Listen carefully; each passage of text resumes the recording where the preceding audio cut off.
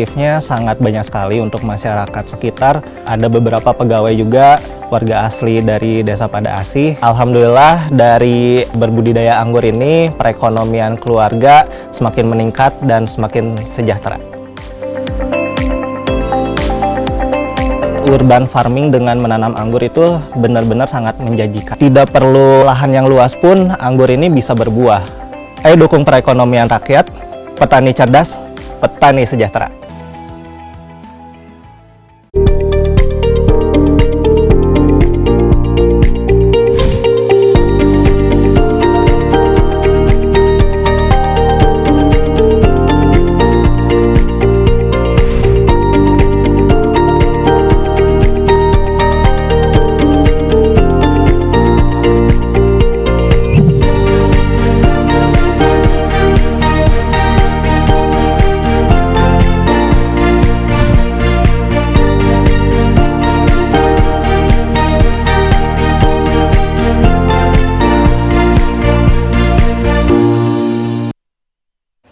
Halo, selamat siang pemirsa TVRI. Kita berjumpa kembali dalam program Inspirasi Nusantara bersama saya Rizky Ikra Negara. Di program ini kita akan membahas seputar pesona Indonesia, mulai dari destinasi wisata di berbagai penjuru Indonesia, kebudayaan dan adat istiadat yang terus dilestarikan. Selain itu juga kita akan mengangkat kisah inspiratif dari para pelaku UMKM dan industri kreatif yang terus berkembang. Dari banyaknya jenis industri kreatif, musik menjadi salah satu yang digandrungi anak muda masa kini. Industri musik Indonesia terus berkembang dengan kehadiran musisi-musisi muda berbakat yang membawa kreativitas dan warna baru. Mereka bukan hanya menghibur, namun juga menginspirasi generasi muda dengan karya yang orisinil dan penuh makna. Nah, kita akan membahasnya lebih lanjut pada episode Inspirasi Nusantara kali ini, Senandung Melagu Pemuda Negeri.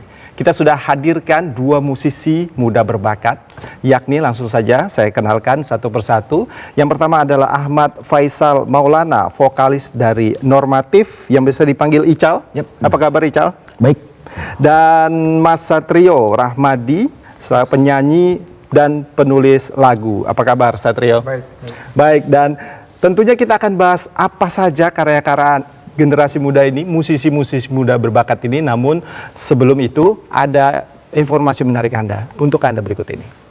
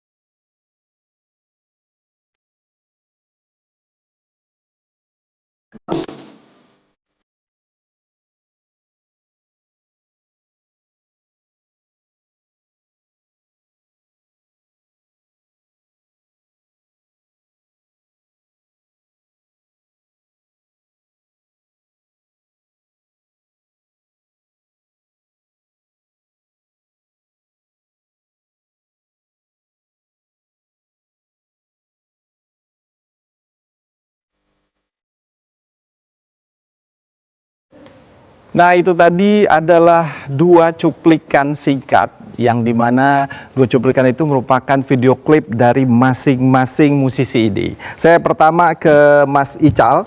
Mas Ical, tadi itu bisa dijelaskan lagunya apa?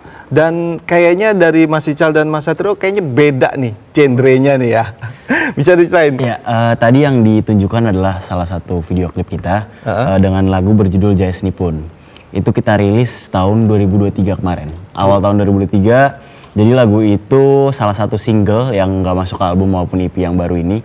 Dia berjudul Jaya Seni Pun menceritakan tentang ramalan lah, sebuah anak yang nanti akan ditakdirkan menjadi kayak penyelamat dunia gitu. Jadi emang banyak ambil dari cerita-cerita agamis, kayak misalnya kalau misalnya di Islam itu ada Imam Mahdi atau segala macam gitu. Kalau misalnya di fiksi gitu ada Dun, lisan al-gaib kayak gitu. Itu mungkin terinspirasi dari kayak gitu sih kalau si Jaya Seni Pun. Wow, sedalam itu ya bikin lagu. Dan itu memang terinspirasi dari mana Mas Ical untuk menciptakan berbagai lagu itu? Jadi kalau misalnya normatif secara general, kalau misal menciptakan lagu itu biasanya inspirasinya dari cerita-cerita pribadi aku sama kakakku yang sebagai personil dari normatif ini. Jadi aku sama kakakku tuh beda 1 tahun, jadi banyak yang kita jalanin itu serupa ya. Jadi banyak banget cerita-cerita baik di kuliah atau mungkin sekarang udah mau masuk dunia kerja yang kita masukin ke materi buat dari normatif ini. Jadi normatif ini adalah grup band, isinya berdua sama kakak. Ya, hanya berdua sama kakak berdua, ya. benar. Dimulai dari kapan? Dimulainya itu dari tahun 2021. Kebetulan gara-gara pandemi kan kita satu rumah ya. Jadi banyak waktu kita gunakan untuk brainstorming untuk bikin lagu itu sendiri sih. Jadinya 2021 kita rilis lagu pertama berjudul Berbeda Tapi Sama di Oktober waktu itu.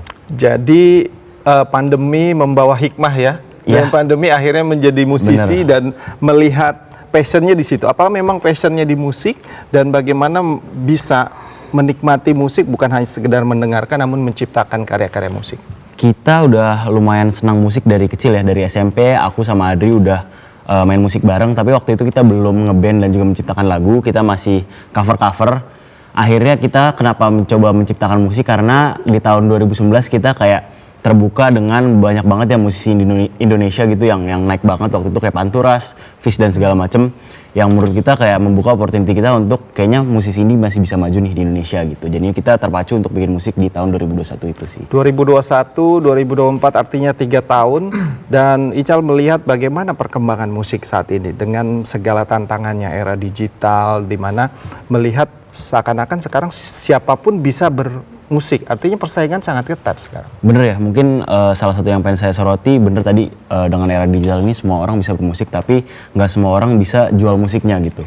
Dimana yang kita pelajari, apalagi sebagai musisi indie, nggak harus cuma belajar main musik atau misalnya cara main musik, tapi bagaimana cara marketing, kita cara personal branding di sosial media. Adanya mungkin tantangannya itu sih, apalagi dengan musisi indie, semuanya harus dikerjain sendiri gitu.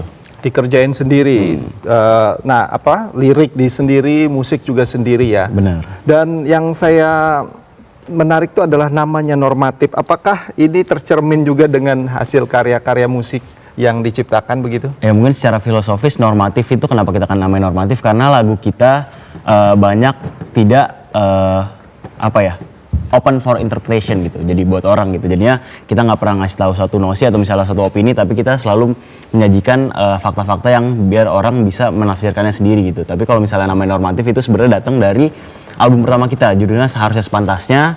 Jadi nama judul album akhirnya kita tarik jadikan nama band itu sendiri sih. Dari album? Iya, justru jadi kita nemu nama album dulu baru ke nama band gitu. Sebelumnya? Namanya? Sebelumnya kita kan belum rilis sama sekali waktu itu ya. Jadi kita kayak ngedrafting dulu nama-nama lagu dan juga akhirnya nama albumnya ketemu Seharusnya Sepantasnya dan juga akhirnya itu ditarik jadi nama band sih. Saya masih ke Ical. Ical, kalau melihat platform digital sekarang, taruhlah ini menjadi seakan-akan tempat untuk semua orang bisa bermusik, tetapi tentu akan banyak. Apa yang menjadi pembeda yang dibawa normatif untuk bisa menarik kaula muda mungkin untuk bisa mendengarkan begitu?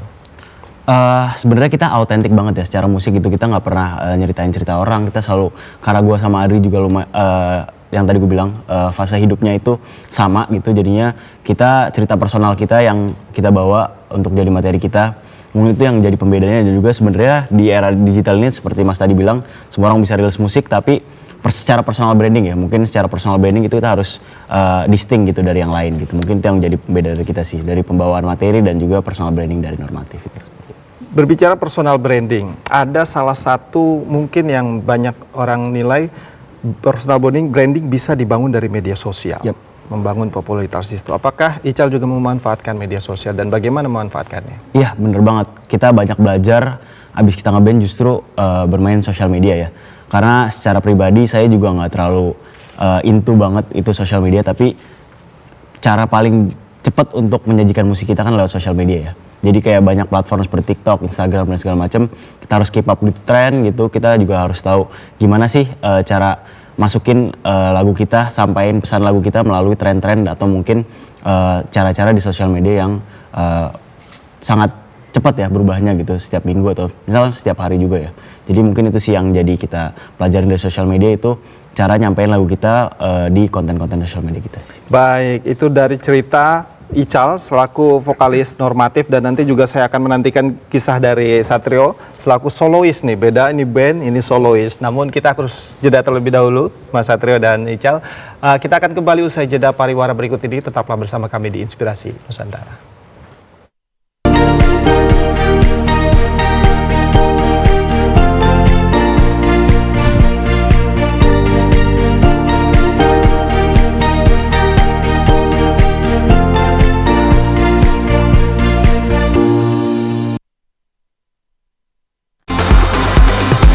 Siapkan diri Anda untuk momen penuh adrenalin. Saksikan pertandingan putaran kedua V-League Men's and Women's 2024-2025. Red Sparks versus X High Pass. HK Pink Spiders versus IBK Altos. Hyundai Skywalkers versus KB Stars. Jangan lewatkan V-League Men's and Women's 2024-2025 4, 5, dan 6 Desember 2024 hanya di TVRI Sport.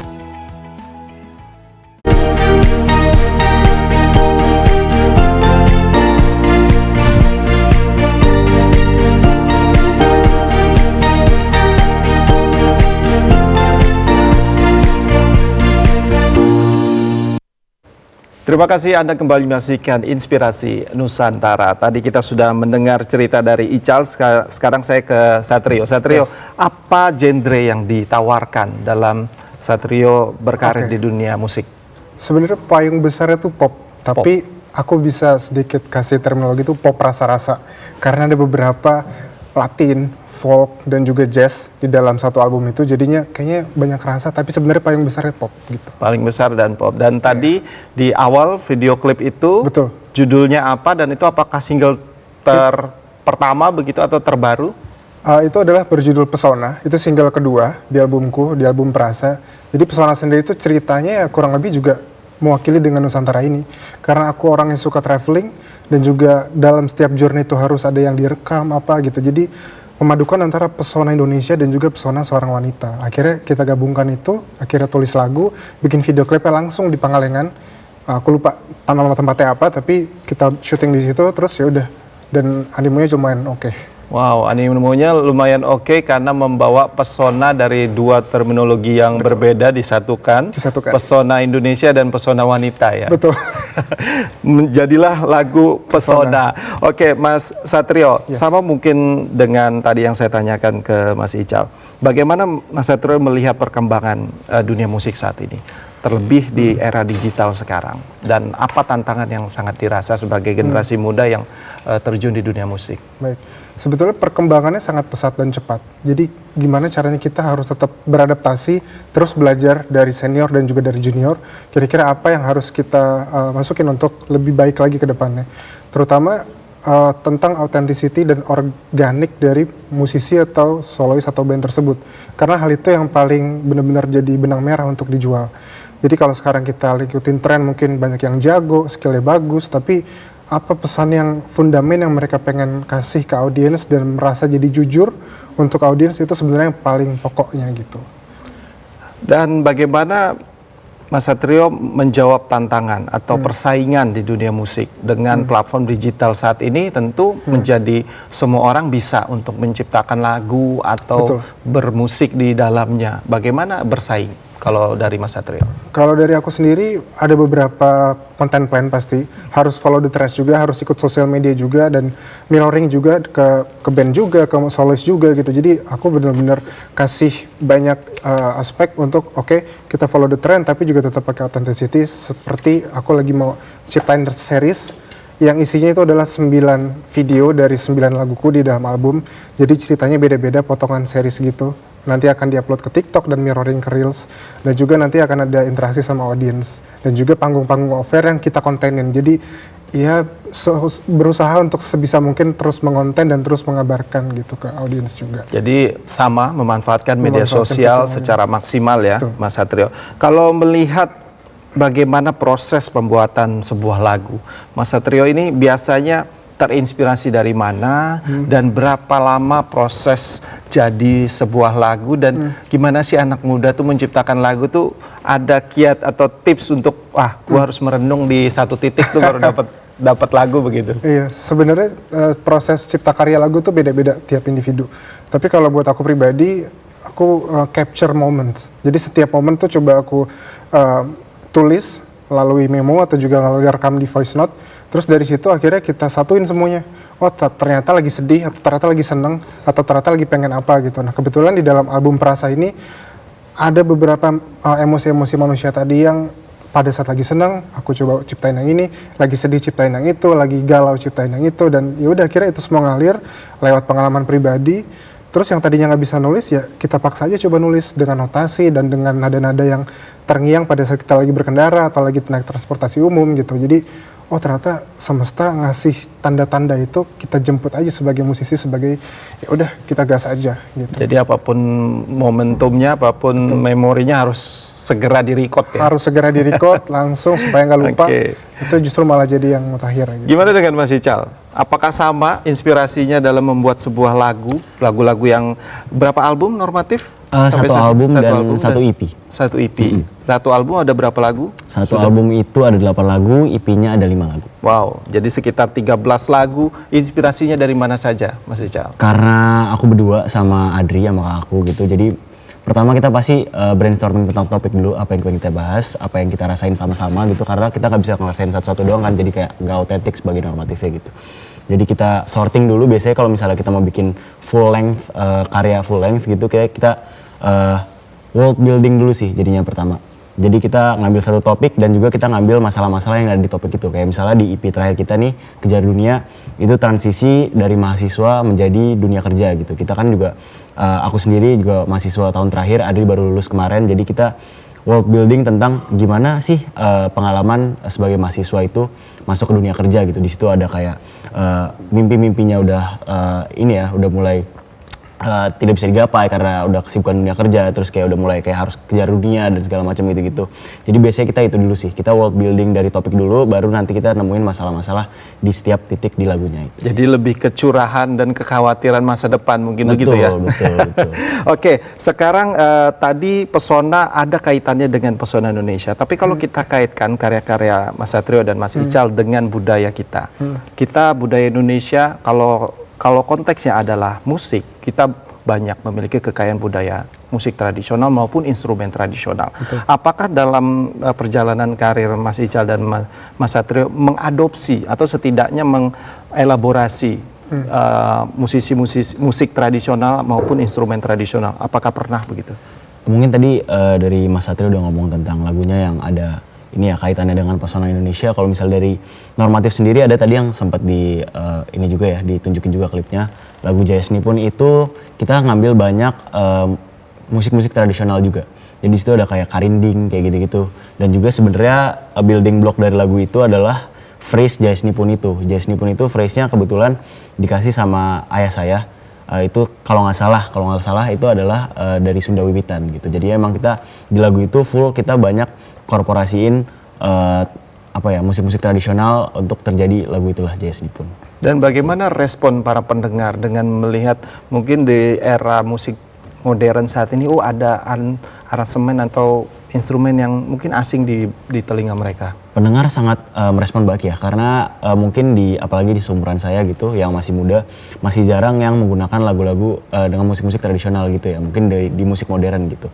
Jadi dengan adanya Jaya Seni Pun ini orang justru malah melihatnya unik banget ya. Jadinya sangat distinct lagu ini dan juga kadang-kadang ditunggu juga sama teman-teman waktu kita lagi live sih. Jadi lagu andalan ya, pada saat konser begitu ya. Kalau Mas Satrio bagaimana? Apakah pernah mengelaborasi teknik ataupun musik tradisional maupun instrumennya? Iya. Jadi sebetulnya dari mulai musiknya di single pertama pun itu berjudul Eling, artinya bahasa Jawa juga. Jadi memang satu komponen dari album tuh menggunakan elaborasi dari mulai tradition dan juga Jawa. Nah kebetulan aku juga sangat punya ketertarikan yang tinggi terhadap musik-musik tradisional, pakai beberapa instrumen di lagu-lagunya, pakai beberapa intonasi dan juga beberapa pelok-pelok di dalam lagunya, dan juga akhirnya sampai ke judul lagu. Dan bahkan ada juga tema lagu namanya Wejangan atau Insights kalau bahasa Indonesia juga, itu untuk ibuku. Jadi aku buat itu benar-benar pure mengandalkan pentatonik Jawa, lagunya pun juga dengan ejaan lama Wejangan. Jadi itu aku tulis untuk ibuku. Dan itu menurutku salah satu yang paling audiens tunggu kalau lagi perform gitu. Apa yang menurut Mas Satrio menarik dari segi baik itu dari segi bahasa maupun dari segi instrumen tradisional? Apa yang menjadi daya tarik dari situ? Yang menjadi daya tarik adalah satu elaborasi momen itu. Jadi pada saat liriknya bahasa Indonesia dan peloknya bahasa Jawa dan kemudian dibalik, audiens langsung, oh ini seru ya, ini catchy banget ya, tapi juga ada nuansa yang wah ini deket banget sama kita gitu.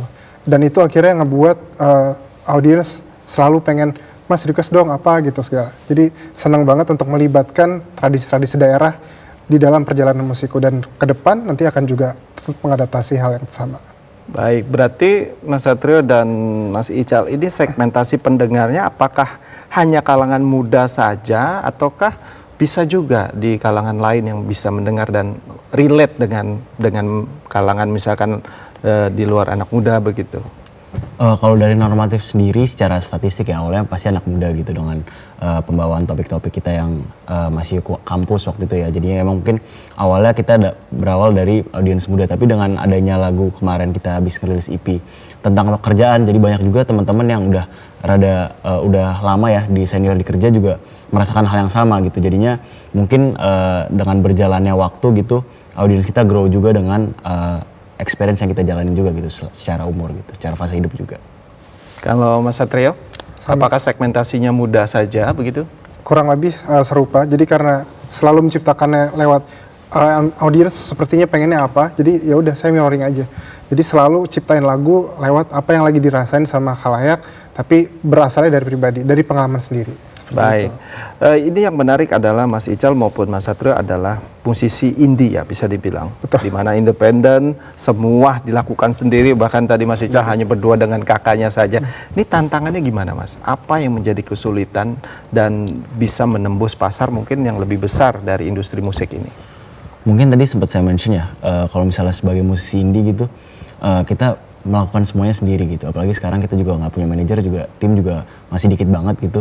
Jadi segala macam mulai dari bikin lagu, mulai dari cara jualan lagu, cara personal branding, dan juga ntar cara gimana marketing dan segala macam itu kita urusin sendiri. Dan juga mungkin salah satu advantage dari major ya, mungkin major label gitu, relasi ya. Mungkin kita sebagai indie juga kita harus berusaha untuk mencari relasi sebanyak mungkin, karena kita nggak tahu kan opportunity datang dari mana gitu. Jadi mungkin itu sih, pertama kita harus belajar dari sisi bisnisnya juga, karena secara indie kita nggak boleh belajar secara musik doang gitu, secara bisnisnya juga, secara dua lagu, dan juga perbanyak relasi sih kalau dari indie. Baik, kalau dari Mas Satrio bagaimana tantangan menjadi musisi indie dan apa saja yang kendala yang dihadapi untuk bisa terus berkembang? Betul. Baik, kalau menurutku lebih pada monetizing IP atau branding itu sendiri. Branding dari band, branding dari solois musisi itu seperti apa. Karena itu yang paling core untuk kita bisa nata nih roadmap-nya ke depan mau kayak apa, terus nyentuh target-target yang seperti apa, entah itu dalam kota, luar kota, mau skalanya seluas apa, itu yang jadi challenge utamanya. Nah kalau misalkan itu udah ke-solve, nanti yang berikut-berikutnya dari mulai marketing, terus nanti turunnya ke merchandise, ke perintilan-perintilan yang lain, end-to-end-nya nanti akan tersolve sendiri. Cuman menentukan positioningnya di mana dan kemana, itu yang paling penting. Gitu sih. Baik, nah ini kan musisi nih, kayaknya nggak afdol kalau kita nggak langsung melihat perform dari Mas Satrio mungkin ya, mewakili kita. Mas Satrio nanti akan perform, namun kita harus jeda terlebih dahulu ya. Baik. Pemirsa, kita akan jeda terlebih dahulu. Sesaat lagi Inspirasi Nusantara akan kembali dengan perform dari Mas Satrio. Usai jeda pariwara berikut ini.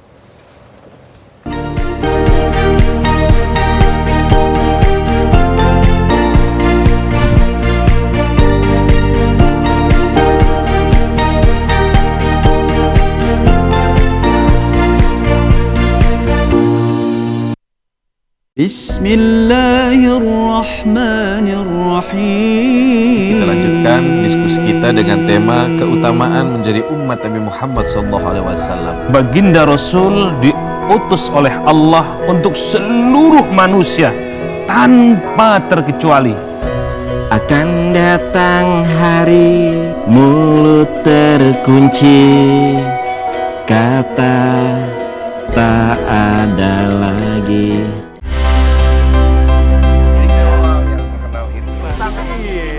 mengenal lebih dekat dengan sosok artis ibu kota, serta mengikuti aktivitas dan kegiatan sehari-hari mereka. Jadi kita memang ditakdirkan di usia yang sudah sepuh ini. Tiba-tiba mendapat hadiah seperti itu. Itu pencapaian gue tertinggi kayaknya di dunia itu. Sehari bersama, setiap Sabtu dan Minggu, pukul 8 waktu Indonesia Barat. Hidup itu memang harus diperjuangkan. Variety show paling seru, ragam segmen yang asik, performance musik, dan ngobrol bersama bintang tamu. Awal namanya kan naik nih, emang sering cover ya. Panjang apapun kalau emas cukur yang potong aku ikhlas. Bersama host Doli Sapri dan Nexa Paisan. Kenapa kepikirannya abu-abu batu? Cover. Seblak Show, serunya blak-blakan. Senin sampai Kamis, pukul 11 waktu Indonesia Barat. Menelaah dan menelusuri sejarah peradaban umat muslim di Indonesia. Membahas perkembangan dan penyebaran agama Islam di bumi Nusantara. Untuk dijadikan sebagai bangunan benda cagar budaya. Kemudian akan berakhir kemana? Atau kalau dalam filosofi Jawa itu sangkan paraning dumadi. Jejak Islam, setiap hari, pukul 4 waktu Indonesia Barat.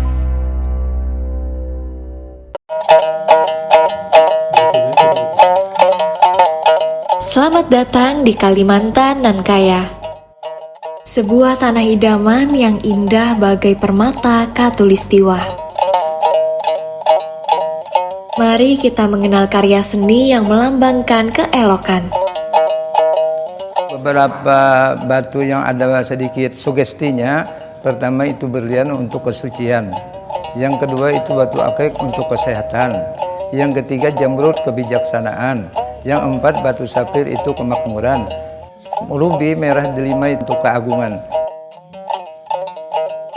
Perhiasan yang tidak hanya memperindah penampilan, namun ia juga menghubungkan kita dengan akar budaya. Setiap sentuhan detail mencerminkan warisan dan tradisi kita. Hasil batu permata Martapura mempunyai ciri khas dan identitas tersendiri, hasil tambang dari tanah Borneo, sehingga sangat dicintai oleh para turis domestik maupun mancanegara. Permata Borneo adalah bukti kekayaan ragam budaya. Mutu Manikam, Kilau Tradisi Cinta Negeri.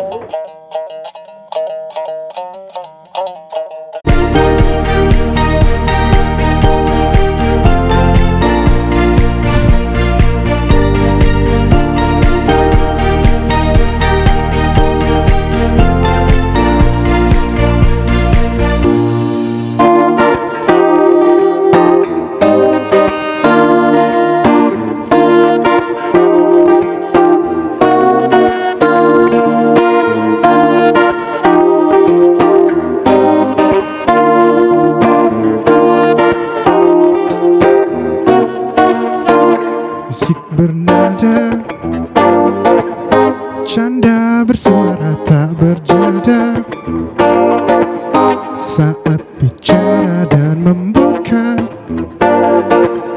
lembaran tak begitu lama kan menjalan.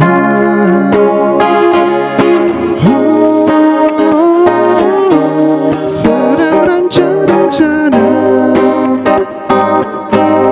tak menjadi semuanya, menentukan bersama. Tak sekejut asa seirama.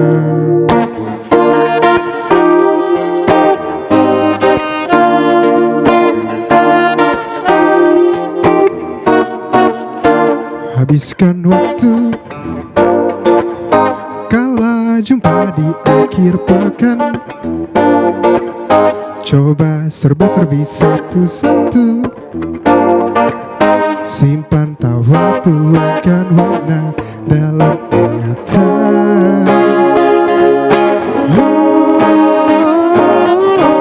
Sedang rancang rencana tak menjadi selamanya,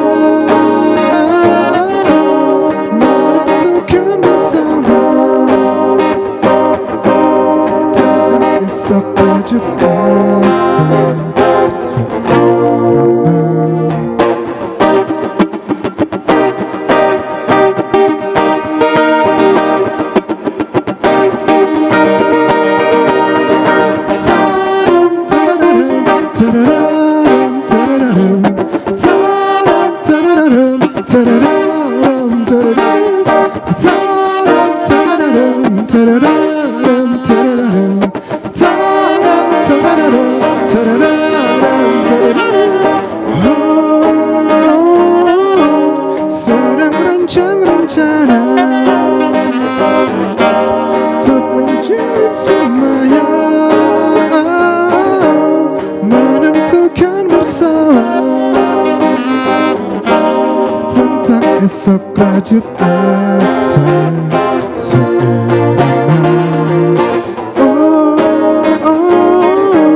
Sedang rancang rencana untuk menjadi selamanya, menentukan bersama tentang esok rajut asa seirama.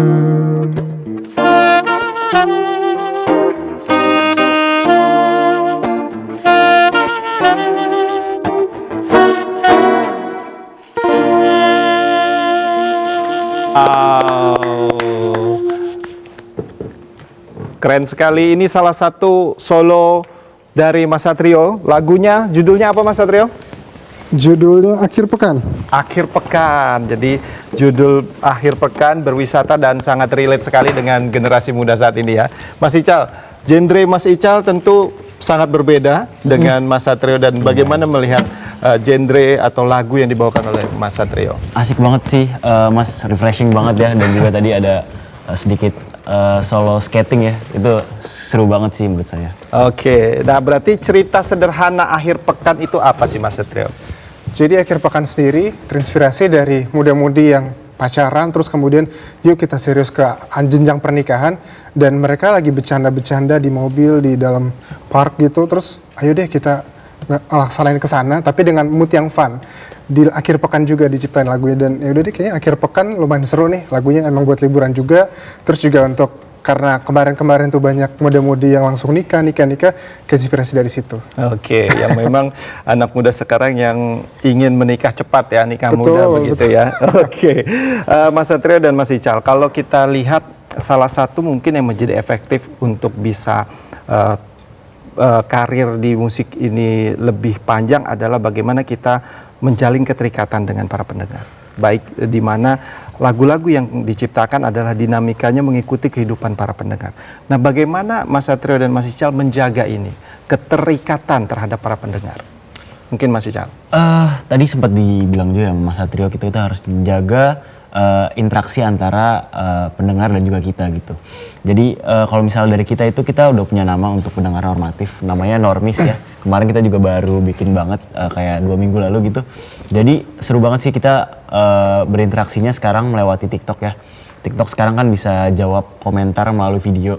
Jadi banyak banget kita berinteraksi melalui situ sih. Dan juga secara direct message juga di sosial media yang lain, kita banyak banget konten-konten yang bisa bikin interaksi satu sama lain gitu, untuk kita tahu nih cerita-cerita mereka apa yang bisa jadi inspirasi buat lagu kita nantinya sih. Berarti bukan hanya mendekat dengan para penggemar, tetapi juga bisa jadi bahan inspirasi ya? Benar. Mas Satrio, bagaimana menjalin keterikatan terhadap para pendengar? Kalau dari aku lebih ke setiap ada konser, pasti ada penonton, audiens, dan akhirnya pada saat kita turun, terus gimana kalian, apa kabar, segala macam, dan hal-hal itu yang ternyata mereka suka gitu, dan mereka dianggap sebagai teman, jadi bukan lagi ada jarak. Itu sih mungkin kalau dari aku yang pertama. Terus dari situ nanti akan ada komunikasi-komunikasi berikutnya. Akhirnya mulai bikin konten ini seru nih Kak atau apa, jadi by request dari si audiens saya itu juga. Jadi pada saat kita bikin konten, mereka suka, mereka like, habis itu geser ke mood yang lain, oh ternyata kayak gini nih, untuk bisa bikin ambience-nya lebih naik lagi, untuk dari performnya juga, dan juga dari keterikatan antara musisinya dan juga audiensnya gitu. Oke, nah salah satu juga musik ini, apakah teman-teman juga menggambarkan atau menganggap musik menjadi sebuah media untuk menyampaikan pesan? Dan kalau itu digunakan, pesan apa yang ingin disampaikan Mas Satrio maupun Mas Ical? Mas Ical. Bener banget sih, musik itu salah satu cara yang paling efektif ya untuk menyampaikan pesan. Kita juga lihat dari dulu gitu, banyak banget musisi-musisi yang menyampaikan pesan melewati musik gitu. Jadi kalau misalnya dari normatif sendiri sebenarnya pertama kita mau menyampaikan pesan yang relate dengan kita sendiri gitu, apa yang kita jalanin, kita rasain gitu. Jadi kita nggak bisa bikin materi kalau misalnya nggak autentik dari kita gitu. Selama ini sih kita menyampaikan pesan secara pribadi gitu, secara personal tentang tantangan-tantangan di mana yang anak muda sekarang hadapin gitu, di mana untuk mengejar mimpi gitu, apalagi di industri musik kalau misalnya secara pribadi gitu lumayan susah gitu. Gimana tantangan-tantangan ini kita harus di-challenge sama norma-norma sosial di mana harus kerja benar gitu. Nggak, musik ini dianggap sebagai industri yang masih minor gitu, di mana kita masih belum bisa menjadikan musik ini full time gitu. Mungkin itu salah satu pesan besar yang kita sampaikan di EP kita kemarin sih, di Kejar Dunia itu. Nah, kalau Mas Satrio, bagaimana media musik menjadi media menyampaikan pesan, dan apa yang biasanya pesan ingin Mas Satrio sampaikan dalam musik? Baik, kalau dalam album sendiri itu sebenarnya lebih ke mindful. Jadi gimana cara aku ngeramu beberapa lirik itu dan juga notasi untuk akhirnya ingat ke diri sendiri siapa, di mana, mau apa, kemana. Dan banyak kalangan anak-anak muda yang lupa atau luput. Ya udah, akhirnya dari beberapa lagu tadi makanya aku kasih, ini kalau misalkan kita lagi semangat seperti ini, dan kalau misalkan lagi sedih, coba didengerin ini, siapa tahu ada insights baru gitu. Dan itu semua aku ramu untuk menjadikan pesan juga kepada audiens, jangan patah semangat. Pokoknya harus terus gas, terus ingat juga dalam kehidupan itu pasti ada up and down gitu. Jadi kita tetap moving forwards.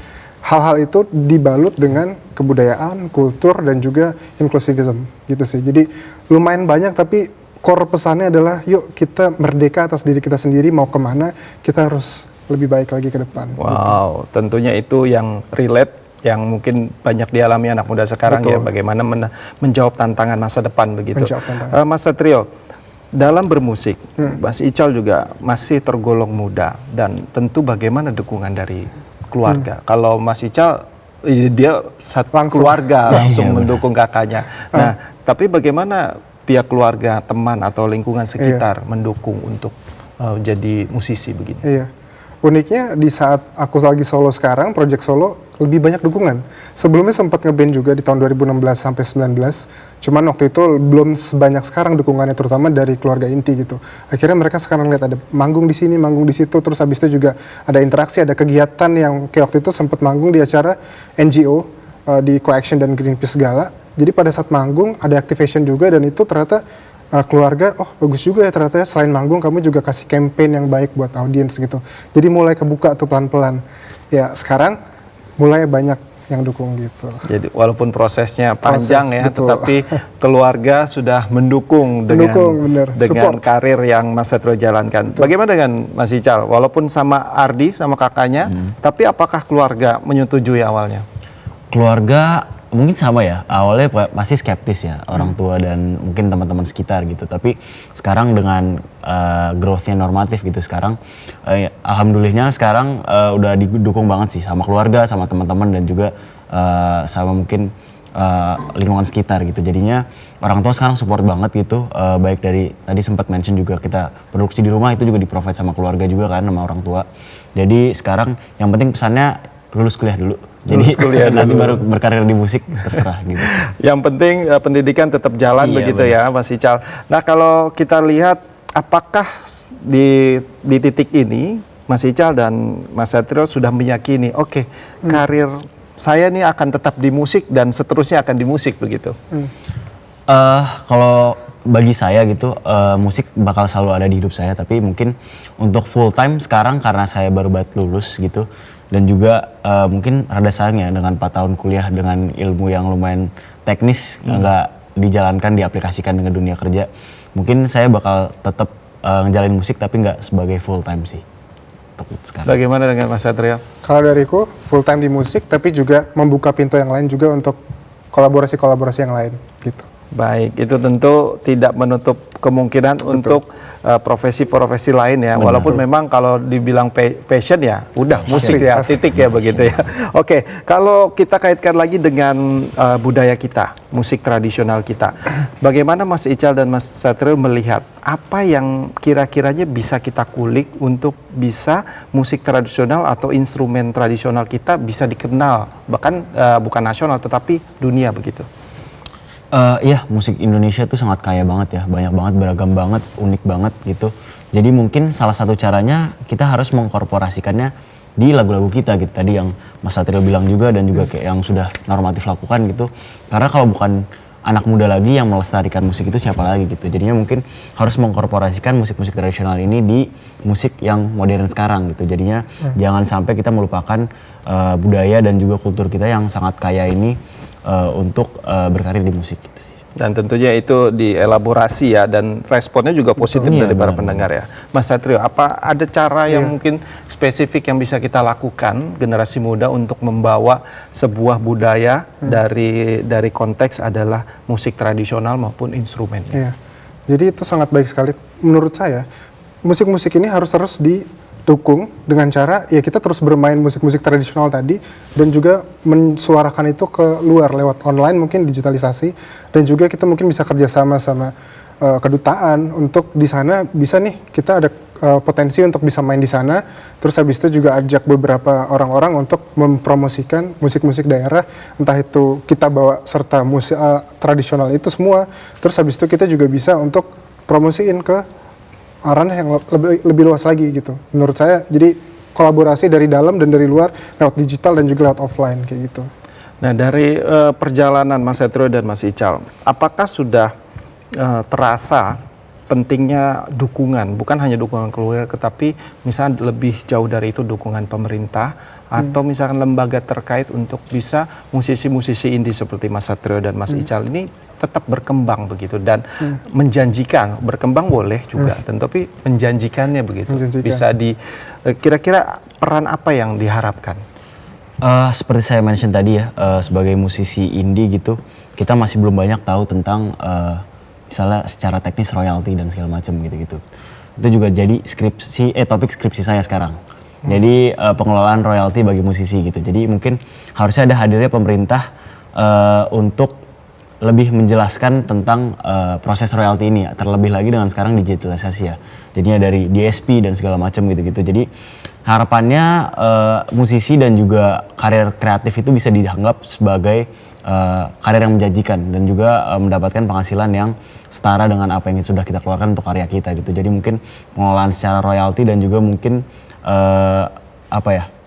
hak cipta untuk musisinya itu sendiri biar lebih makmur lah secara industri ya. Dari Mas Satrio, apa yang diharapkan peran atau misalkan ini kalau ada kebijakan regulasi ini sepertinya musisi-musisi ini bisa lebih maju? Gitu. Iya, pasti harus ada inkorporasi dari mungkin Kemenparekraf dan juga Kemendikbud untuk mungkin ke sekolah-sekolah yang mereka tuh langsung bakat-bakat seni mana aja nih yang kira-kira perlu diekspos, dan mungkin diadakan satu event khusus lebih meng-highlight tradisional dan juga indie musik tersebut. Ada mungkin aliran jazz, pop, rock, dangdut mungkin. Mereka dikasih wadah, dikasih panggung, festival yang mungkin atas nama kerjasama antara Kemenparekraf dan juga Kemendikbud, menurutku itu akan jauh lebih menarik buat animo masyarakat tersebut. Jadi melibatkan pemerintah dalam hal ini adalah ke dunia pendidikan, di mana kita bisa menyampaikan pesan, oh ini musik tradisional kita dan ini nih musisi-musisi indie kita ya. Menarik sekali Mas Satrio dan Mas Ical. Kita jeda terlebih dahulu pemirsa. Kita akan kembali usai jeda pariwara berikut ini. Tetaplah bersama kami di Inspirasi Nusantara.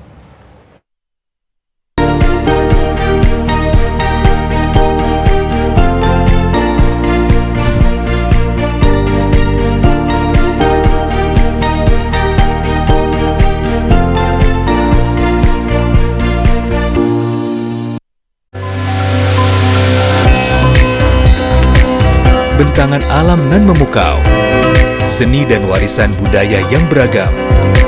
Mari jelajahi keindahan Nusantara melalui program Pesona Indonesia setiap hari pukul 14 waktu Indonesia Barat. Jalannya licin juga ya Pak Kades.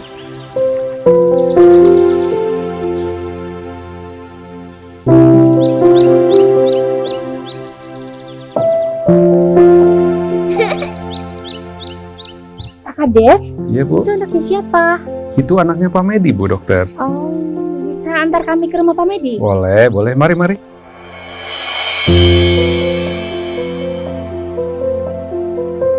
Assalamualaikum. Waalaikumsalam. Silakan masuk. Terima kasih.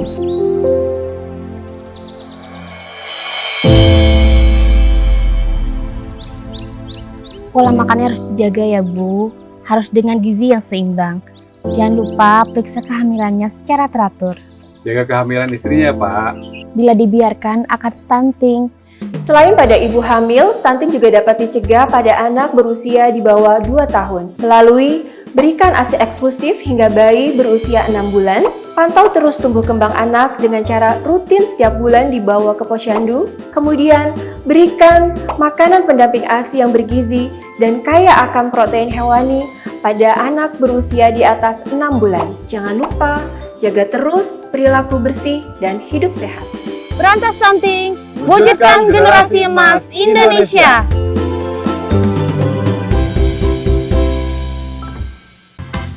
Maka saya bilang bahwa anak-anak sejak dini itu sudah belajar ketika dia mengambil makanan, dia menyadari makanan ini yang dia ambil itu sesuai dengan kebutuhannya. Tidak melekat pada kenikmatan indria. Kepengen makan, ambil porsi yang banyak.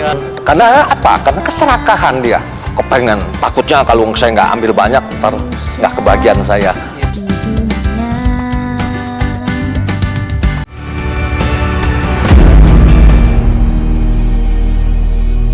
Sosok-sosok inspiratif yang memberikan manfaat bagi masyarakat, serta mengangkat realita kehidupan yang terjadi dari berbagai penjuru tanah air.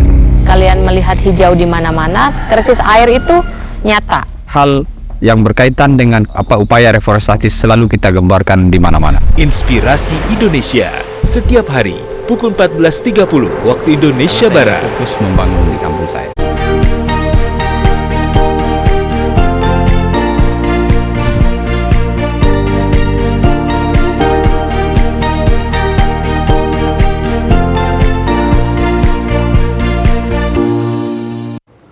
Terima kasih Anda kembali menyaksikan Inspirasi Nusantara. Masih bersama saya, Faisal dari vokalis normatif dan tentu Mas Satrio solois. Saya ke Ical. Ical, kalau lihat bahwa berkarya outputnya adalah audio, tetapi tadi di awal ada namanya video klip. Artinya memanfaatkan visual juga. Bagaimana dengan memanfaatkan visual ini dampaknya seperti apa? Apakah lebih baik begitu untuk para pendengar?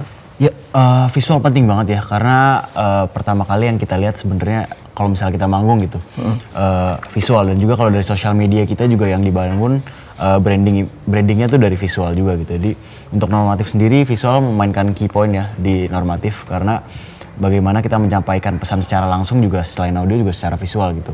Makanya kita buat beberapa produk visual seperti musik video tadi, kita juga baru rilis lirik video kemarin untuk salah satu lagu kita judulnya Menyembah Dunia. Jadi kita menyampaikan cerita dari visual itu, karena orang bisa lebih mengerti dengan pesan kita melalui visual itu sih menurut saya.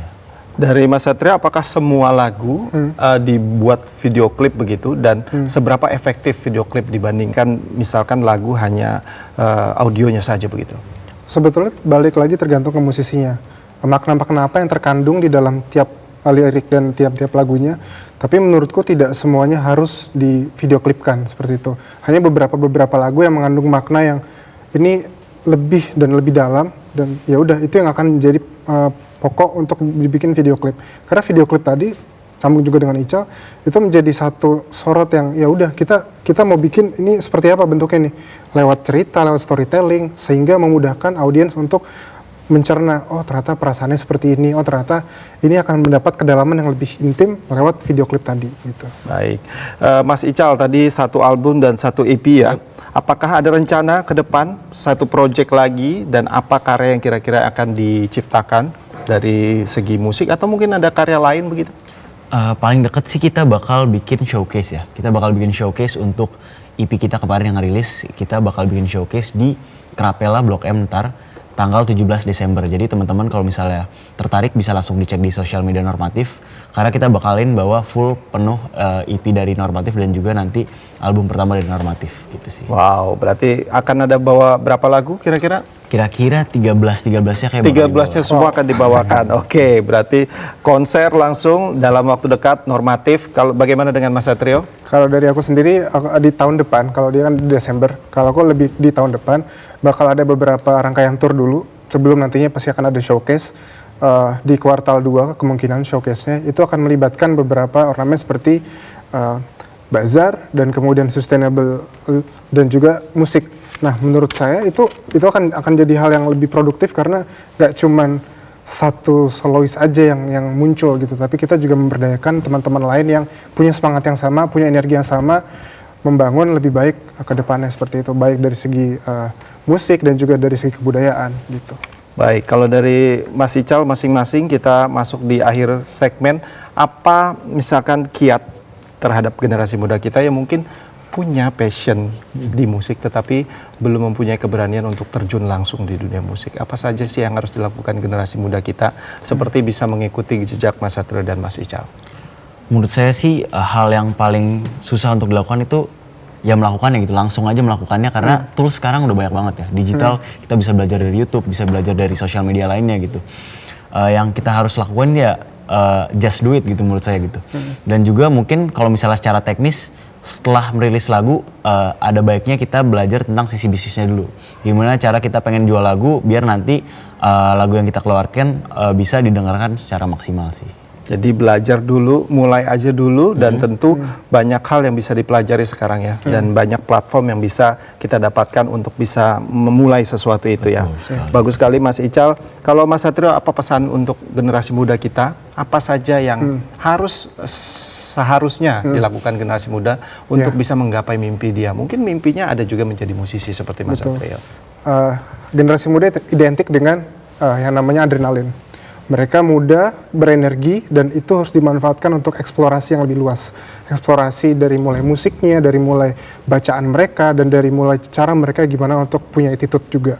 Nah itu semua harus dikolaborasikan untuk bisa sampai kepada titik, oh gue pengen jadi musisi, gue pengen konsisten, dan gue pengen persisten di sini. Semuanya itu bertahap tentunya, nggak ada yang instan, tapi kita coba mulai dulu dan konsisten. Mulai dulu konsisten dan tidak ada yang instan. Dan singkat saja harapan untuk industri musik maupun sebagai band indie ke depannya musik Indonesia, harapannya seperti apa Mas Ical? Harapannya pasti banyak banget, pengen musisi Indonesia bisa go internasional ya pertama. Kita juga bisa menampilkan musik tradisional dari Indonesia, kita bisa menampilkan ke kancah dunia gitu. Dan juga mungkin secara industri bisa lebih terbuka secara informasi karena sekarang menurut saya secara informasi itu masih tertutup banget ya. Jadi dengan keterbukaan informasi ini, cara menjual lagu dan juga mungkin secara perintilan yang lainnya gitu bisa menurunkan barrier to entry untuk industri musik ini sendiri sih. Wow, dan terbuka dan regulasi-regulasi yang dibutuhkan itu jelas ya, begitu ya Mas Ical. Mas Satrio, apa harapan untuk industri musik ke depannya? Iya betul. Memberikan kesempatan yang lebih luas dan juga lebih lebar untuk musisi-musisi dari manapun itu, mau dari kota besar maupun kota-kota kecil, untuk terus berkarya dan dijembatani juga oleh pemerintah pastinya. Karena peran pemerintah sangat penting untuk kita bisa lebih dikenal lagi di publik, pesan-pesan tersampaikan dan juga banyak mengangkat budaya-budaya dari daerah maupun di kancah nasional maupun internasional. Baik, terima kasih sekali lagi Ahmad Faisal Maulana selaku vokalis dari band Normatif dan Satrio Rahmadi selaku penyanyi dan penulis lagu. Terima kasih sudah berbagi inspirasi di Inspirasi Nusantara. Itulah tadi pemirsa kisah-kisah inspirasi dari musisi-musisi muda berbakat yang tentunya ini menjawab tantangan generasi muda bisa berkarya dari mana saja termasuk dari industri musik. Sampai jumpa di episode berikutnya.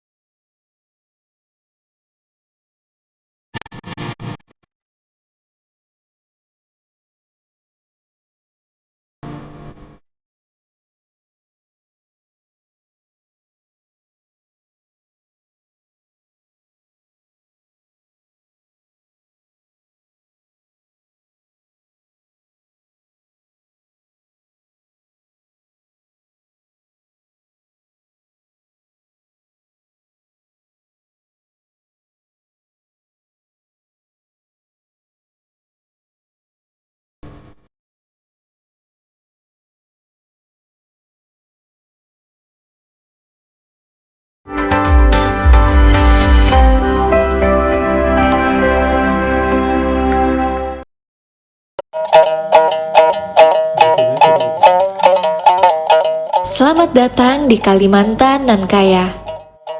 Sebuah tanah idaman yang indah bagai permata Katulistiwa. Mari kita mengenal karya seni yang melambangkan keelokan.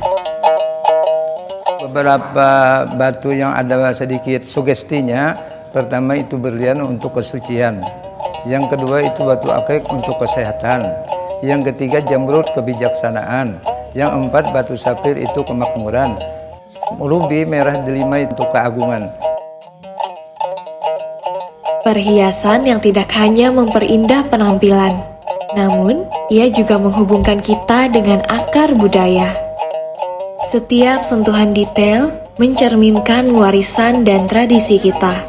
Hasil batu permata Martapura mempunyai ciri khas dan identitas tersendiri, hasil tambang dari tanah Borneo, sehingga sangat dicintai oleh para turis domestik maupun mancanegara.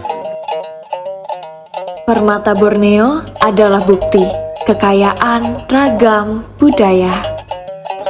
Mutu Manikam, Kilau Tradisi Cinta Negeri.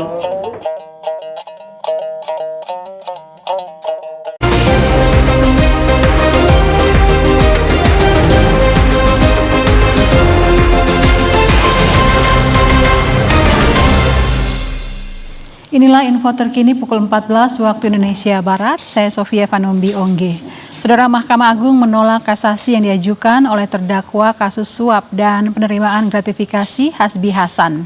Dengan demikian, hukuman 6 tahun penjara terhadap sekretaris MA nonaktif tersebut memperoleh kekuatan hukum tetap atau inkrah. Ketua Majelis Kasasi Desnayeti dengan Hakim anggota Agustinus Purnomo Hadi dan Yohanes Priyana menolak kasasi yang diajukan oleh terdakwa kasus suap dan penerimaan gratifikasi Sekretaris MA nonaktif Hasbi Hasan. MA juga menolak kasasi Jaksa KPK yang tidak puas dengan putusan 6 tahun penjara terhadap Hasbi. Dengan demikian, hukuman 6 tahun penjara terhadap Sekretaris MA nonaktif tersebut memperoleh kekuatan hukum tetap atau inkrah. Sebelumnya, Pengadilan Tinggi Jakarta menguatkan hukuman Hasbi Hasan yang dijatuhkan Majelis Hakim Pengadilan Tindak Pidana Korupsi pada Pengadilan Negeri Jakarta Pusat. Hasbi divonis dengan pidana 6 tahun penjara dan denda 1 miliar rupiah, subsidiar 6 bulan kurungan, plus uang pengganti lebih dari 3 miliar rupiah, subsidiar 1 tahun penjara.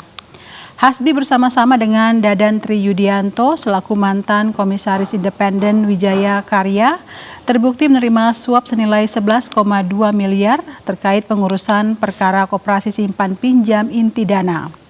Selain itu, Hasbi disebut terbukti menerima gratifikasi berupa uang, fasilitas perjalanan wisata dan penginapan. Adapun Dadan mendapat keringanan hukuman di tingkat kasasi. Ia dihukum 8 tahun penjara, lebih ringan daripada putusan banding dengan 9 tahun penjara. Demikian info terkini selanjutnya dapat Anda saksikan 1 jam mendatang. Terima kasih, sampai jumpa.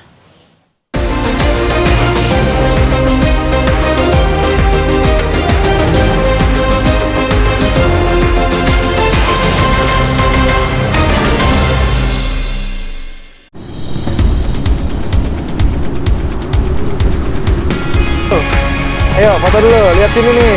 Senyum ya.